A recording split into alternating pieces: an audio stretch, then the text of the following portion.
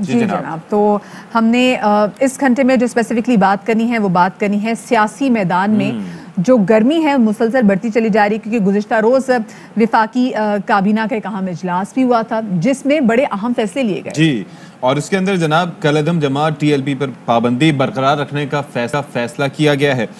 فیصلے کی منظوری کابینہ کے اجلاس میں دی جا چکی ہے، ساتھ ہی وفاقی کابینہ میں توسیع بھی کی گئی ہے۔ اہم اتحادی جماعت قافلی کے مونس صلاحی کو کابینہ میں شامل کیا گیا ہے، ان کا قلمدان آبی وسائل کا ہے۔ بالکل جی، ذرائع کے مطابق ایم کیو ایم اور باب پارٹی سے بھی وزراء کو کابینہ میں لیے جانے کا امکان ہے، جبکہ کچھ وزراء کی چھٹی بھی ہو سکتی ہے۔ کابینہ اجلاس میں حلیم عادل شیخ کی درخواست پر سندھ حکومت کے کیسز کی تحقیقات کے لیے جے آئی ٹی بنانے کے لیے بھی منظوری دی گئی، اور دوسری جانب آزاد کشمیر کے انتخابات میں بھی سیاسی پارا دن بدن بڑھتا چلا جا رہا ہے، اور گزشتہ روز وفاقی وزیر علی امین گنڈاپور نے بھٹو کو غدار قرار دے دیا، کہا کہ بھٹو نے ملک کے 2 ٹکڑے کیے، اور یہ بھٹو کا نعرہ لگاتے ہیں۔ خود کو کشمیر کی بیٹی کہنے والی اصل میں ڈاکو کی بیٹی ہے۔ بھٹو زرداری نعت کے ساتھ جوڑے ہوئے ہیں۔ بھٹو جس کا یہ نعرہ مارتے ہیں زندہ ہے بھٹو زندہ ہے، بھٹو نے پورے سندھ کو مار دیا ہے، ابھی بھٹو زندہ ہے۔ نہیں چاہیے ایسا زندہ بھٹو جس کی وجہ سے ہمارے بچے بھوک سے مر رہے ہوں، جس کی وجہ سے کراچی کچرے میں ڈوبا ہوا ہو۔ یہ وہی بھٹو ہے وزیر اعظم کی کرسی کے لیے ملک کو توڑ دیا اس غدار نے۔ نواز شریف آج اس کی بیٹی آئی کہتی ہے میں کشمیری ہوں، ڈاکو کی بیٹی ہے، اپنے آپ کو کشمیری کہہ کر کشمیریوں کو بدنام نہ کرو، میں تمہارا بودھی والا رشتہ نہیں چاہیے۔ ادھر مریم نواز نے بھی کوٹلی آزاد کشمیر میں عوامی اجتماع سے خطاب کیا۔ ان کا کہنا تھا کہ جو تباہی پاکستان میں آئی کیا آپ آزاد کشمیر میں بھی لانا چاہتے ہو؟ عمران خان نے کشمیر کا جھنڈا پکڑنا بھی گوارا نہیں کیا۔ کشمیر کا مقدمہ کمزور نہیں، پاکستان کا مسلط شدہ وکیل عمران خان کمزور ہے۔ پاکستان میں عوام مہنگائی کے سونامی میں پس رہے ہیں۔ قہر بن کے تم پاکستان کے 22 کروڑ عوام پر ٹوٹے ہو، وہی قہر آزاد کشمیر میں لانے کا ارادہ ہے۔ جب اس کو کشمیر کا جھنڈا پکڑایا گیا اس نے کشمیر کے جھنڈے کو ہاتھ بھی نہیں لگایا۔ دوسری جانب وفاقی وزیر مراد سعید کا کہنا ہے کہ الیکشن کا دن تو دور ہے، کشمیری پہلے ہی عمران خان کے حق میں فیصلہ سنا چکے ہیں۔ باغ میں انتخابی جلسے سے خطاب میں ان کا کہنا تھا کہ خاتون آزاد کشمیر میں روز شور مچاتی ہیں، ان کا پورا ٹبر چور اور مفرور ہے۔ پہلے کہہ رہے ہیں کہ ہمارے ساتھ دھاندلی ہو گئی تو سن لو، دھاندلی نہیں، آپ کے کرتوت آپ کے شکست کی وجہ بن رہے ہیں۔ اس وقت وزیر اعظم بھی نون لیگ کا بیٹا ہے لیکن فریاد کر رہے ہیں، رونا رو رہے ہیں کہ دھاندلی ہو رہی ہے۔ آپ اسحاق ڈار کو دیکھ لیجئے، سمدھی، بیٹے، ابا، اس کے بھائی، پھر بچے، بھتیجے سارے مفرور اور اشتہاری ہیں۔ تو اس لیے ہے کہ آپ کے لیے کچھ نہیں کیا، آپ کو انہوں نے لوٹا تھا۔ اگر انہوں نے کچھ کیا ہوتا تو آج ان کو یہ شرمندگی نہ اٹھانی پڑتی کہ آزاد کشمیر آ کے فوٹو شاپ تصویریں پوسٹ کر رہے کشمیر سے اپنی محبت پرانی ہے۔ اور جناب صورتحال پر بات کر لیتے ہیں۔ تحریک انصاف کی رہنما کمل شوذب ہمارے ساتھ اس وقت براہ راست موجود ہیں۔ السلام علیکم کمل، بہت شکریہ آپ نے باخبر سویرا کے لیے وقت نکالا۔ تو اب جناب فرمائیے گا کہ یہ جو کابینہ میں چینجز کیے جا رہے ہیں اس وقت، اس کی وجوہات کیا ہیں اور کیا تبدیلیاں ہم ایکسپیکٹ کر سکتے ہیں مزید؟ جی بسم اللہ الرحمن الرحیم، سارے پاکستان کو صبح بخیر۔ دیکھیے ایڈیشن ہوئی ہے، ابھی تک چینجز تو نہیں ہوئی ہے۔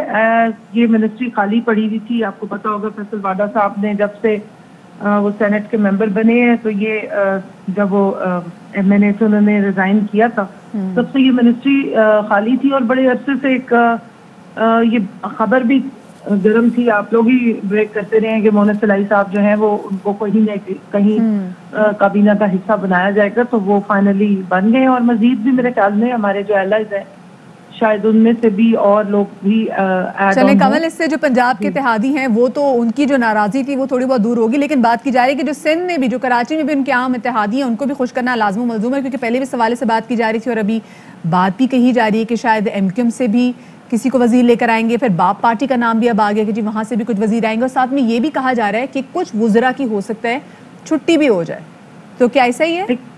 دیکھیے یہ تو وزیر اعظم کا استحقاق ہے، اپنی کابینہ میں شفل بھی وہ کر سکتے ہیں، پہلے بھی کی ہیں، آپ نے دیکھا ہے منسٹریز بھی چینج ہوئی ہیں، تو اس پہ میں ابھی کوئی کامنٹ نہیں کر سکتی کیونکہ مجھے ایسی انفارمیشن نہیں ہے، میری سورسز بھی آپ ہی ہیں، تو یہ تو وزیر اعظم کا اپنا استحقاق ہے کہ وہ جس کو رکھنا چاہتے ہیں، جس سے وہ خوش ہیں اس کو رکھیں, اور اگر کسی کو چینج کرنا چاہتے ہیں تو وہ چینج کر سکتے ہیں. اچھا, اب ذرا آزاد کشمیر الیکشن کے حوالے سے ذرا بات کر لیتے ہیں.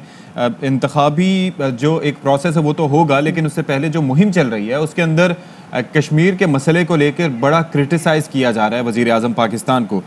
تو اس رویے پہ آپ کیا کامنٹ کریں گی کہ کیا اس سے مسئلہ کشمیر کے حل پر کوئی اثرات پڑیں گے منفی؟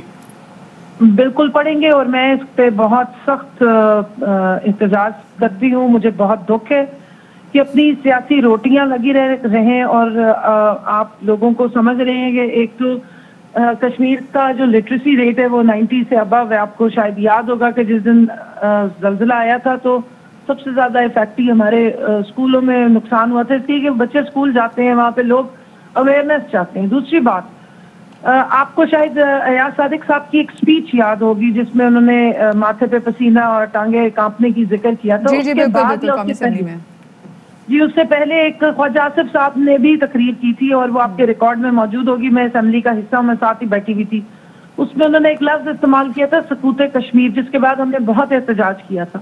اور میں آپ کو ایک بات بڑی آنیسٹلی بتا دوں کہ جب کشمیریوں کو اس طرح کے الفاظ اور اس طرح کی باتیں اسمبلی کے ممبران اور اسمبلی کے فلور سے بھی جاتی ہیں تو وہ بہت دکھی ہوتے ہیں. جو اس وقت لڑائی لڑ رہے ہیں, جو ہمارے حریت کے لیڈرز ہیں, جو وہاں پر بچے اس وقت پیلٹ گنز کا شکار ہو رہے ہیں, جو ہماری خواتین اور بچیاں وہاں پہ تشدد اور یہ زیادتی کا شکار ہو رہی ہیں. آپ سوچیں کہ اس قسم کی باتیں, یہ روٹین کی پولیٹیکل تقریریں کر دینا کہ جی کشمیر دے دیا, وہ کس بیس پہ لڑائی لڑیں گے اگر ہم ایسی باتیں یہاں سے ہمارے. یہ اس بات کا واقعی خیال رکھنا بہت زیادہ ضروری ہے کہ چلے ٹھیک ہے سیاسی اور الیکشن کی کیمپین ایک طرف, لیکن ایسی باتیں نہ کی جائے جس سے جو کشمیریوں کے جو دل ہیں وہ مزید. اس سے ایک اور بھی میں آپ کو بتا دوں, انٹرنیشنل جو فورمز چاہتے نہیں ہیں اور ہم نے اس کو انٹرنیشنلائز کیا ہے, اس کو انڈیا کے آپ سمجھے کہ دانتوں میں سے کھینچا ہے اور اس کو UN کے پلیٹ فارم تک لے کے گئے. اتنے عرصے تک کشمیر کا جو انہوں نے بیک برنر پہ ڈالا ہوا تھا ایشو, یہ تو ان کی صاحبزادی ہے مریم بی بی, جو جا کے حریت لیڈر سے ملنا جنہوں نے پسند نہیں کیا تھا,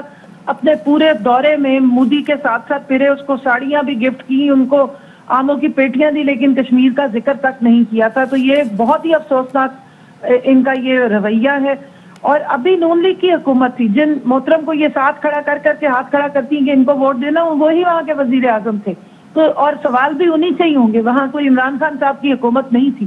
تو یہ نان پولیٹیکل لوگ, کنوکٹڈ کرمنلز جب جا کے اس قسم کی کیمپین کرتے ہیں, اتنے بڑے بڑے کاز کو اپنے پولیٹیکل کیا کہتے ہیں مقاصد کے لیے استعمال کرتے ہیں, بہت افسوسناک ہے. اور اس رویے پہ ہمیں سب کو احتجاج کرنا چاہیے اور اس کو ڈسکریج کرنا چاہیے. صحیح, بہت شکریہ جی. کنول شوذب, رہنما پاکستان تحریک انصاف, ہمارے ساتھ. اہم ترین خبریں اب ایک کلک کی دوری پر. آپ کے پسندیدہ ٹاک شوز ہوں یا اہم ملکی یا غیر ملکی شخصیات کی نیوز کانفرنسز, ہر لمحہ باخبر رہنے کے لیے سبسکرائب کریں ہمارا YouTube چینل. موسم کی صورتحال ہو یا کھیل کے میدان سے خبریں, اپنے موبائل فون سے ملکی اور بین الاقوامی اہم خبروں تک رسائی کے لیے ڈاؤن لوڈ کیجیے موبائل ایپ. باوثوق ذرائع سے مصدقہ خبروں, تجزیوں اور تبصروں سے مستفید ہونے کے لیے وزٹ کیجیے پاکستان کی سب سے بڑی نیوز ویب سائٹ www.arYnews.tv.